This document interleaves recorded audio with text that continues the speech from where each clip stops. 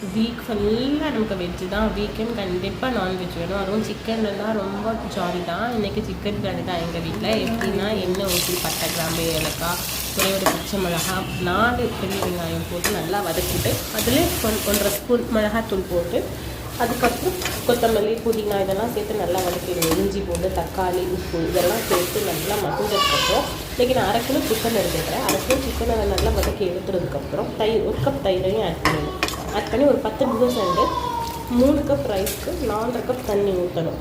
4.5 cup தண்ணியை ஊற்றுனதுக்கப்புறம் கொதிச்சு வந்ததுக்கப்புறம் உப்பெல்லாம் அட்ஜஸ்ட் பண்ணி அதுக்கப்புறம் ரைஸ் போடணும். ரைஸ் போட்டு லெமன் லைட்டாக பிழிஞ்சு விட்டுட்டு அந்த ரைஸும் தண்ணியும் சரிசமமாக வந்ததுக்கப்புறம் நான் 2 ஸ்பூன் நெய் ஊற்றிருக்கேன். நெய் ஊற்றிட்டு ஒரு 15 20 நிமிஷம் தம்மில் விட்டுருங்க.